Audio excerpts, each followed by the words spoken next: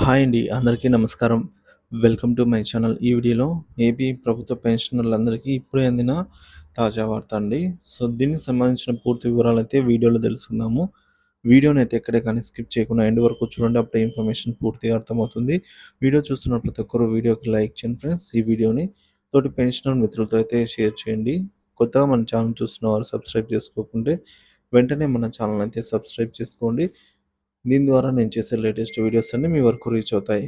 ఇక ఆలస్యం చేయకుండా వీడియోలోకి అయితే వెళ్ళిపోదాము. ఫ్రెండ్స్, ఇక విషయానికి వచ్చినట్లయితే ఇక్కడ మనం స్క్రీన్ పైన చూడొచ్చు friends. No income tax for pensioners. All retiree members please initiate a momentary retired pension after rendering 30 to 36 year of service to the government or department where he worked, and for all his services and department pay him salary, which is of course treated as a income and is liable for income tax. But after retirement he is paid pension as superannuation fund for his livelihood on account of surveying for so many years. అంటే friends, ఇక్కడ మనం అర్థం చేసుకోవాల్సింది ఏంటంటే, ఒక ఉద్యోగి 30 నుంచి 36 సంవత్సరాల సర్వీసు కాలానికి గాను అతనికి జీతం వస్తుంది. ప్రభుత్వం లేదా డిపార్ట్మెంట్ ద్వారా జీతం అయితే లభిస్తుంది. సో ఇది ఇన్కమ్ ట్యాక్స్ కిందకైతే పరిగణలోకి తీసుకోవచ్చు. ఎందుకంటే అతను సర్వీస్ చేశాడు కాబట్టి అతనికి వచ్చే అమౌంట్లో ఇన్కమ్ ట్యాక్స్కి అయితే పడుతుంది. సో బట్ రిటైర్మెంట్ అయిన తర్వాత అతనికి వచ్చేది ఒక సూపర్ యాన్యుయేషన్ ఫండ్.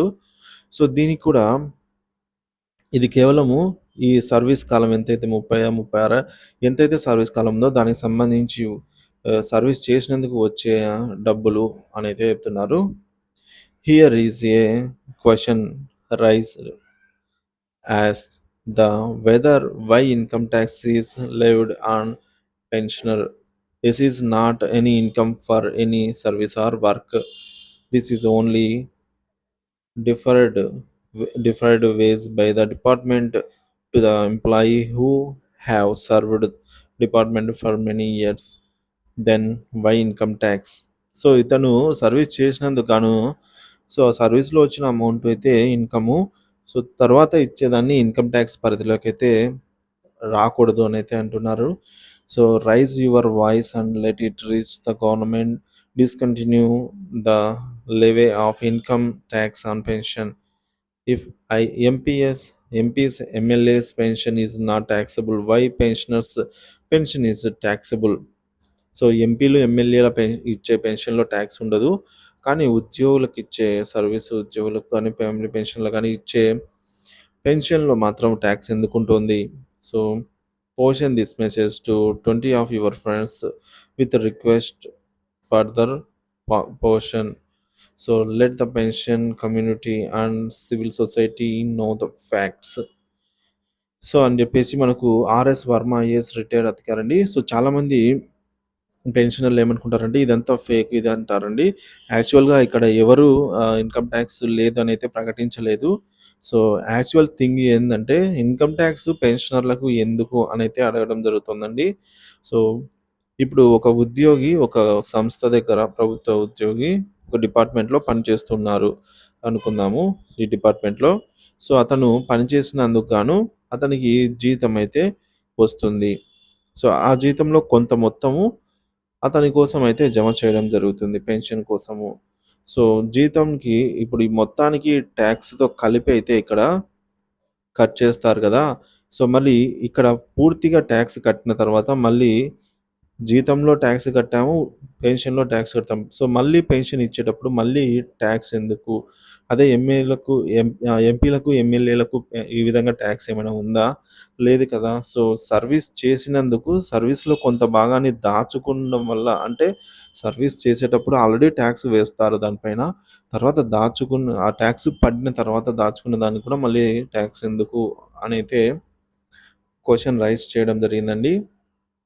యాక్చువల్‌గా మనం ఇక్కడ చూడొచ్చు సుప్రీంకోర్టు ఏం చెప్తుందంటే, సుప్రీంకోర్టు తీర్పుల ప్రకారంగా సో ఇది డేట్ మనకు 17థ్ 1982 అండి. 17th ఆఫ్ డిసెంబర్‌లో నాటి supreme court chief justice Shri Y V చంద్రచూడ్‌తో కూడినటువంటి 5గురి ధర్మాసనము గౌరవనీయులైనటువంటి శ్రీ డిఎస్